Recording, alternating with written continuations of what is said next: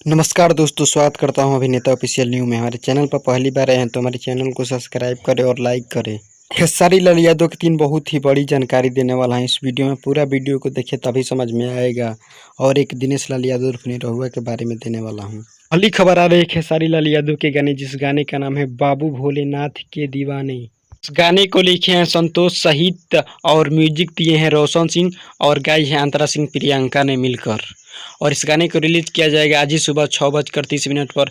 Team films Bhojpuri YouTube channel पर। सुनना नहीं भूलिए भाई लोग, बहुत ही शानदार और धमाकेदार सॉन्ग होने वाला है।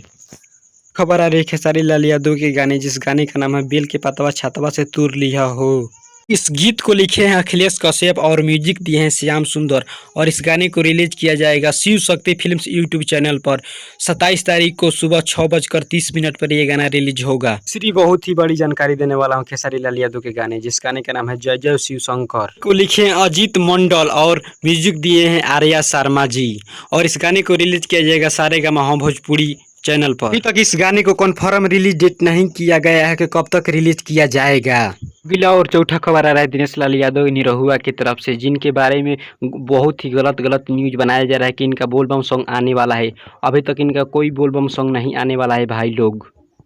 उम्मीद करता हूं कि ये खबर आप लोगों को अच्छी लगी है तो हमारे चैनल को सब्सक्राइब करें और लाइक करें, साथ ही कमेंट करें कि ये वीडियो कैसे लगे। मिलते